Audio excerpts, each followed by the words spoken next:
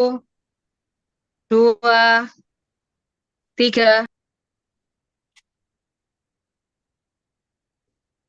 Assalamualaikum warahmatullahi wabarakatuh.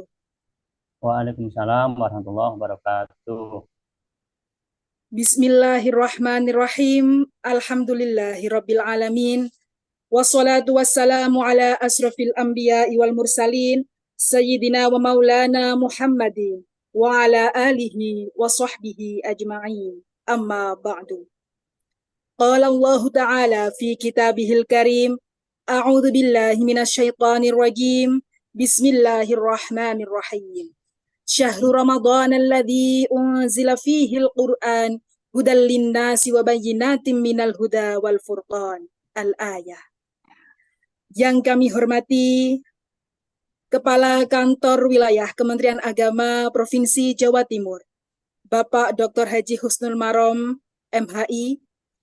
Yang kami hormati Bapak Dr. Sugio MPD selaku Kepala Bidang Pendidikan Madrasah, Kantor Wilayah Kementerian Agama Provinsi Jawa Timur.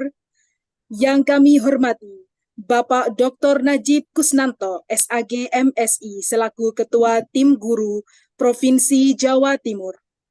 Yang kami hormati Bapak Ahmad Hisol Mutakin, SAG MA, selaku Ketua Tim Safari Ramadan tahun 2024.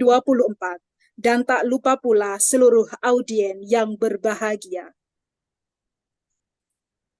Puji syukur marilah kita panjatkan kehadirat Allah Subhanahu wa Ta'ala yang telah melimpahkan taufik, hidayah, serta inayahnya, sehingga pada kesempatan siang hari ini kita bisa hadir dan berkumpul secara virtual untuk menghadiri acara Guru Madrasah Berceramah yang bertajuk peristiwa-peristiwa besar bersejarah selama bulan Ramadan. Tentunya kita dapat menghadiri acara ini dengan keadaan sehat walafiat.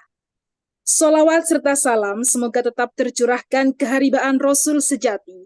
Beliaulah Nabiullah Muhammad SAW yang telah menuntun kita dari jalan kegelapan menuju jalan yang terang benderang, yakni ad-dinul Islam. Para hadirin audiens yang berbahagia, di sini perkenalkanlah saya Yeni Masfia dari MAN 1 Gresik akan memandu jalannya acara selama 30 menit ke depan, dan sebelum itu izinkanlah kami untuk menyampaikan beberapa susunan mata acara. Acara yang pertama yakni pembukaan, kemudian dilanjutkan dengan acara yang kedua yakni pemaparan materi oleh narasumber, dan acara yang ketiga yakni penutup. Hadirin yang berbahagia, sebelum kita memulai acara demi acara, alangkah baiknya jika kita buka dulu dengan bacaan suratul Fatihah. Semoga acara demi acara pada kesempatan siang hari ini dapat berjalan dengan lancar, mendapatkan ridha Allah, dan tentunya memberikan kita manfaat fid dini wad dunya wal akhirah. Amin Allahumma amin. Biniyatid du'a wal qabul bi syafaati Rasulillah bi barakatil Fatihah. A'udzu billahi minasyaitonir rajim. Bismillahirrahmanirrahim. Alhamdulillahirabbil alamin arrahmanir rahim maliki yaumiddin. Iyyaka na'budu wa iyyaka nasta'in ihdinas siratal mustaqim. Shiratal ladzina an'amta 'alaihim ghairil maghdubi 'alaihim waladdallin. Terima kasih kami sampaikan. Melangkah pada acara yang kita tunggu-tunggu pada kesempatan siang hari ini, yakni pemaparan materi oleh narasumber. Namun sebelum itu, izinkanlah kami untuk memperkenalkan narasumber kita pada kesempatan siang hari ini, yakni Bapak Ahmad Mustafa, SPDIGR, ya. Beliau kelahiran Bojonegoro, 24 Desember 1984. Beliau merupakan guru SKI di MAN 1 Tuban, ya. Beliau merupakan guru yang sangat berpengalaman, dibuktikan dengan berbagai macam event yang beliau ikuti, mulai dari diklat penyusunan SKL soal UN oleh Kanwil Jawa Timur tahun 2019, kemudian pelatihan PJJ Multimedia Madrasah Aliyah Angkatan 2 oleh BDK Surabaya, kemudian beliau baru saja juga mengikuti reviewer modul ajar materi esensial SKIMA yang diselenggarakan kemarin di bulan Maret tahun 2024. Nah, ini merupakan suatu kebanggaan bagi kita semua ya, bahwa narasumber kita pada kesempatan siang hari ini sangatlah berpengalaman. Oleh karena itu, mari langsung saja kita dengarkan bersama pemaparan yang dilakukan oleh Bapak Ali Mustafa selaku narasumber pada kesempatan siang hari ini. Kepada beliau, waktu dan tempat kami serahkan.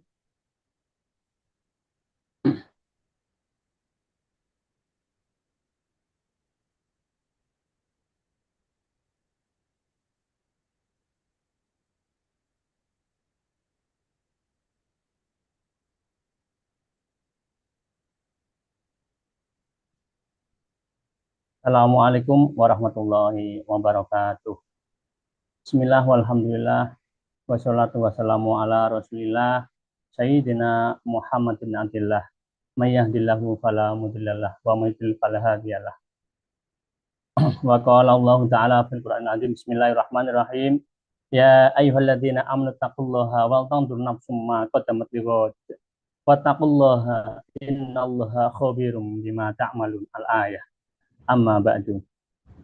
Kepada beliau Kepala Kantor Wilayah Kementerian Agama Provinsi Jawa Timur, Abah Husnul Marom yang kami hormati, pada beliau Kepala Bidang Pendidikan Madrasah, Abah Subio yang selalu kami takdimkan, pada panutan kami Ketua Tim Guru MA, Bapak Najib yang berbahagia, wabil khusus kepada Ketua Safari Ramadan dalam rangka berkah Ramadan KKG MGMP MGBK RA MIMTS MA Provinsi Jawa Timur tahun 2024 serta seluruh rekan-rekan dari Bapak Ibu Guru, Ustadz Ustazah di Provinsi Jawa Timur serta audien yang berbahagia. Alhamdulillah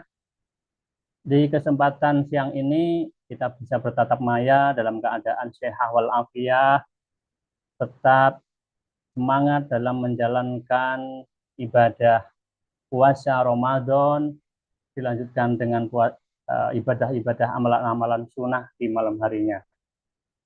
Biqaulina Allahumma sholli ala sayyidina Muhammad.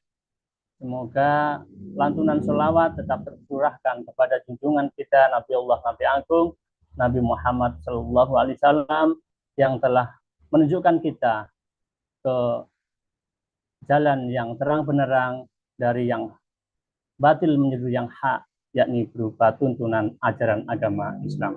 Allahumma amin. Hadirin sahabat berkah Ramadan KKG MGMP MGBK Provinsi Jawa Timur yang berbahagia. Di kesempatan kali ini, alhamdulillah kami diberikan kesempatan akan menyampaikan materi terkait dengan peristiwa-peristiwa besar yang pernah terjadi pada bulan Ramadan. Dalam bulan Ramadan, bulan yang diwajibkan berpuasa mulai tahun kedua Hijriah, yakni ada beberapa hal besar yang dapat kita review ke belakang. Sesuai dengan ayat yang awal tadi, wal tanzur nafsum ma qaddamat lighad, kita harus mampu mengambil ibrah dari kejadian-kejadian yang sudah berlalu, sejarah-sejarah yang sudah berlalu, untuk kita ambil hikmahnya menuju kehidupan yang lebih baik. Sesuai dengan firman Allah dalam surat Al-Baqarah ayat 183, yakni kewajiban tentang beribadah puasa. Bismillahirrahmanirrahim. Ya ayyuhalladzina amanu kutiba alaikumusyamu kama kutiba alal ladzina min qablikum la'allakum tattaqun al-ayah. Wahai orang-orang yang beriman, diwajibkan ke atas kamu semuanya berpuasa, sebagaimana diwajibkan ke atas orang-orang sebelum kamu agar menjadi insan yang bertakwa. Dari ini ada sejarah Ya, ini kama kutiba alal ladzina min qabl. Jadi kaum-kaum sebelum kita pernah sudah diperintah untuk melaksanakan puasa. Kita ambil contoh, yakni puasa Nabi Dawud seharusnya. Begitu juga sejarah umat Nabi Musa. Harapannya apa? Di akhirnya tetap semoga kita menjadi hamba-hamba yang muttaqin. Allahumma amin. Hadirin yang berbahagia, namun demikian, tidak kalah pentingnya dalam bulan Ramadan juga mencatat banyak sejarah penting dalam agama kita, yakni agama Islam. Yang mana itu menjadi inspirasi bagi kejayaan dan ketermerlangan dalam kehidupan kita sehari-hari. Bukan dijadikan alasan kemunduran dan kelemahan dalam kehidupan sehari-hari. Walaupun kita siang hari lapar, siang hari dalam keadaan haus, namun kita harus selalu mencetak prestasi-prestasi yang unggul, semangat dalam melaksanakan ibadah.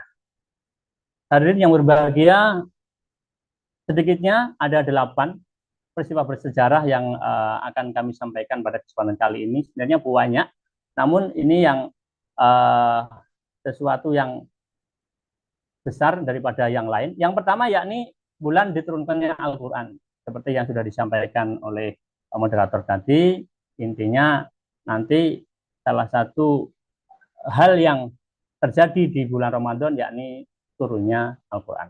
Peristiwa yang kedua yakni peristiwa Perang Badar. Ini perang besar pertama oleh umat Islam dengan orang kafir Quraisy. Yang ketiga adalah pembukaan atau Fathul Makkah. Yang keempat ada peristiwa perjalanan Nabi Muhammad ke Tabuk. Yang kelima ada peristiwa Islam sampai ke Yaman. Yang keenam yakni Panglima Saifullah Khalid bin Walid meruntuhkan berhala Al-Uzza. Yang ketujuh adalah penyerahan kota Taif, dan terakhir adalah Futuhat kota Andalusia atau di Spanyol. Hadirin yang berbahagia, marilah kita lanjutkan dengan penjelasan dari masing-masing peristiwa-peristiwa besar yang pernah terjadi pada bulan Ramadan. Yang pertama, yakni bulan diturunkannya Al-Quran. Sehingga pada tanggal 17 Ramadan ada peristiwa namanya Nuzulul Quran. Sehingga dari para mufassirin dan muhaddisin menjelaskan bahwa Allah menurunkan kitab-kitabnya dan suhuf, yakni lampiran-lampiran atau kitab yang kecil selain Zabur, Taurat, Injil, dan Al-Quran, yakni berupa suhuf kepada Nabi Ibrahim, yakni Zabur, Taurat, Injil, dan Al-Quran kepada Rasul atau Nabi terdahulu pada bulan Ramadan. Sesuai dengan firman Allah, Quran surat Al-Baqarah ayat 185, Bismillahirrahmanirrahim. Syahrul Ramadan alladzi unzila fihi al-Qur'anu hudan lin-nasi wa bayyinatin minal huda wal furqan. Faman syahida minkum syahra falyasum wa man kana maridun aw ala safarin fa iddatun min ayyamin ukhra. Yuridullahu bikumul yusra wa la yuridu bikumul usra.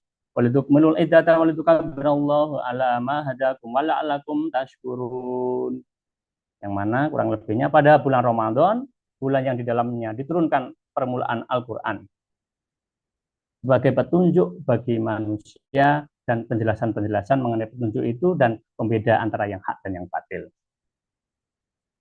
Sehingga insya Allah 5 hari ke depan kita akan memperingati peringatan Nuzulul Quran, yakni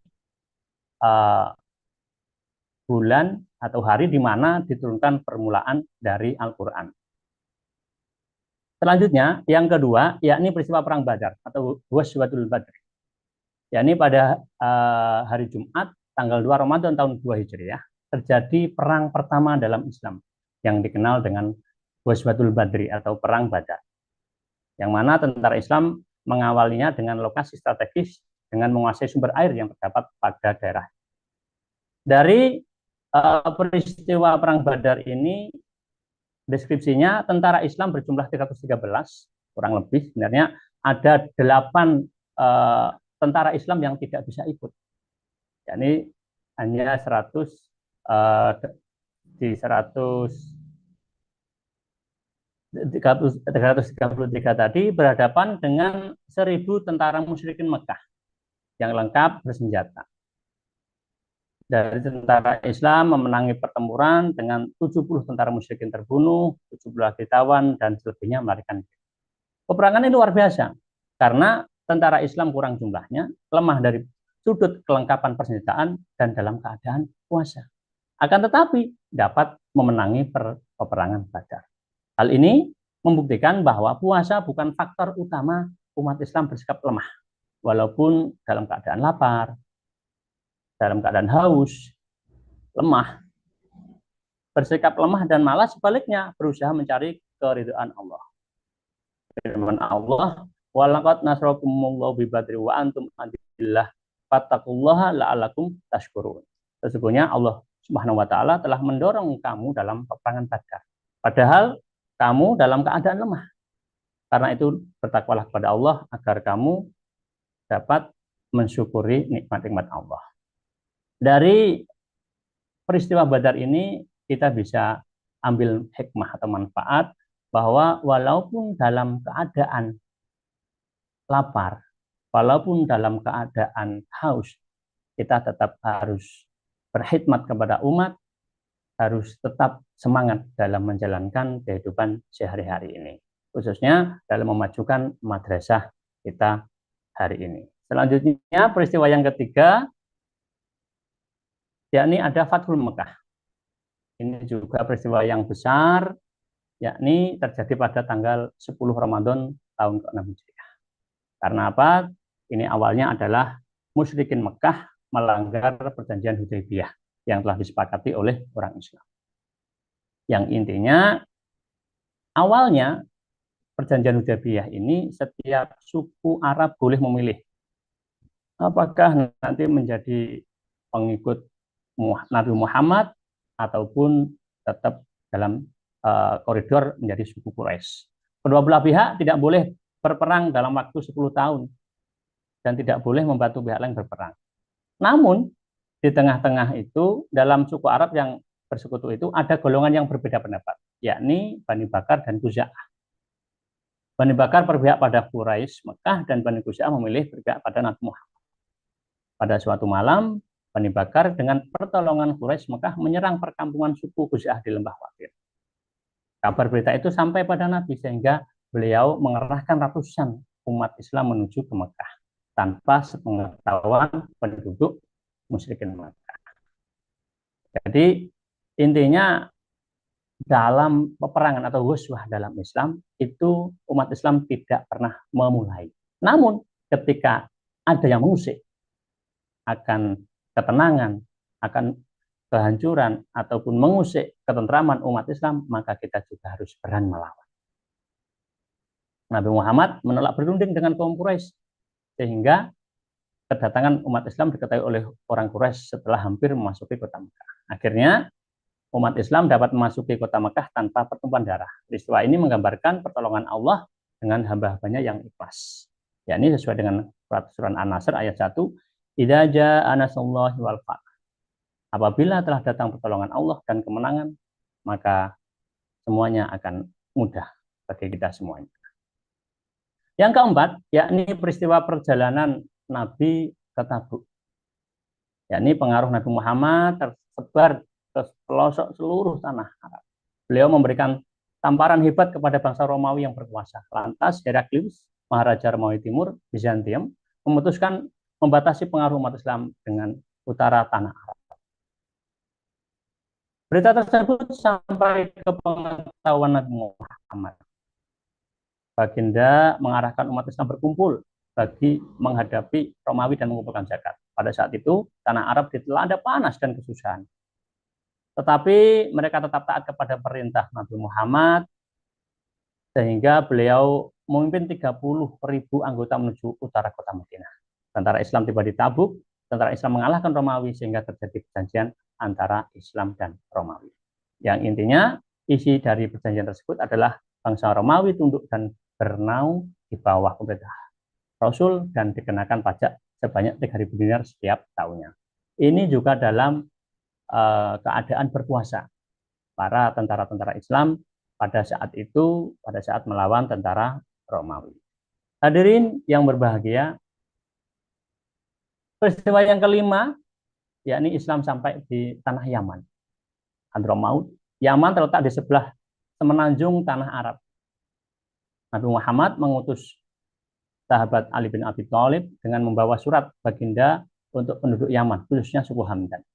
Dalam tempo 1 hari, semua penduduk suku Hamdan memeluk agama Islam secara damai. Dan itu terjadi pada bulan Ramadan tahun 10 Hijriah. Peristiwa yang keenam, yakni Saifullah, sebutan bagi Panglima Khalid bin Walid, meruntuhkan Berhala Al-Uzza. Ini setelah umat Islam membebaskan kota Mekah dengan Fathul Mekahnya, Nabi Muhammad menyucikannya dengan memusnahkan hampir kurang lebih 360 berhala di sekeliling Ka'bah. 5 hari sebelum berakhirnya Ramadan tahun 9 Hijriah, beliau mengutus Khalid bin Walid untuk memusnahkan patung besar Al-Uzza di Nakhla.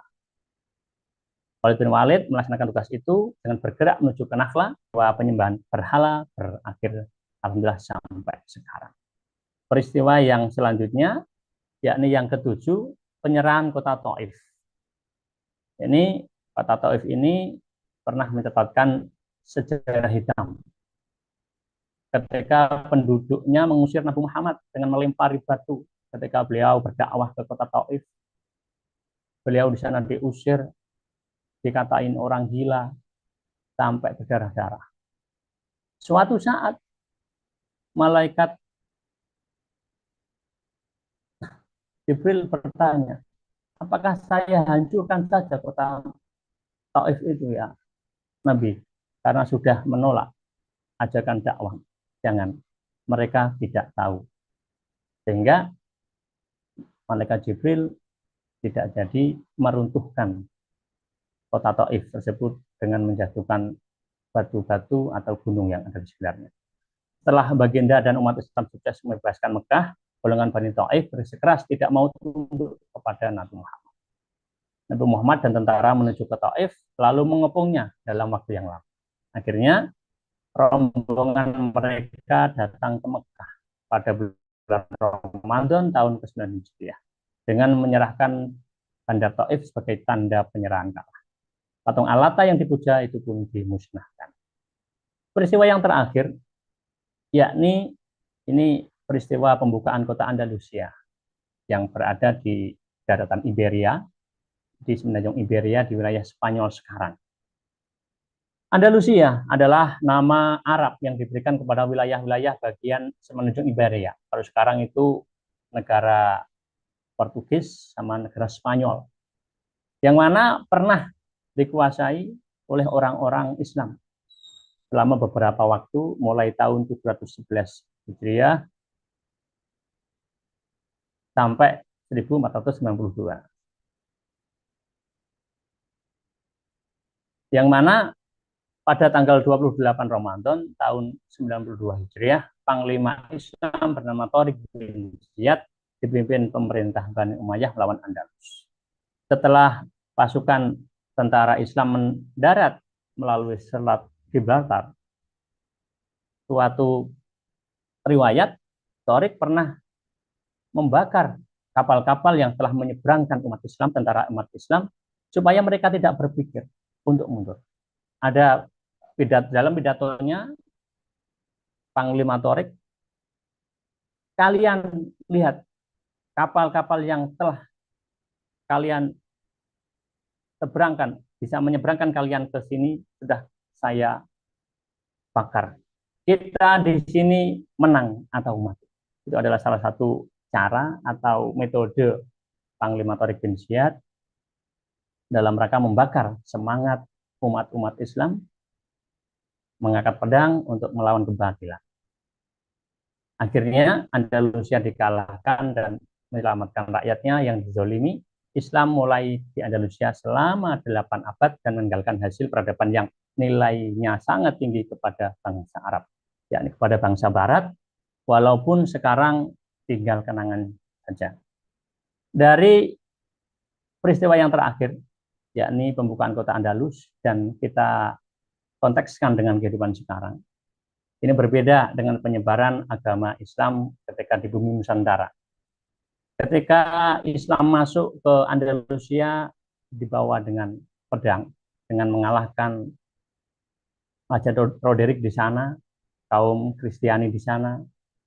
Yang ada ketika semuanya terpaksa, maka di akhir kepemimpinan umat Islam, kita diminta untuk kembali keluar dari Spanyol atau Andalusia atau kembali ke kafir. Namun ini berbeda dengan ketika umat Islam, ketika para wali, para sunan, para dai masuk ke wilayah Nusantara dengan mengakulturasi budaya, maka insya Allah Islam akan tetap berjaya sampai akhir zaman di bumi Nusantara ini. Allahumma amin. Akhirnya masih banyak kekurangan, masih banyak kesalahan, kami jauh dari kata sempurna. Namun kami berterima kasih khususnya kepada Ketua Tim Guru dan panitia penyelenggara Berkah Ramadan yang telah memberikan kesempatan kami, karena program kerja yang baik adalah program kerja yang telah dilaksanakan, bukan hanya sekedar diangan-angan. Terima kasih. Mohon maaf bila ada kesalahan, bila ada. Oh, nggih.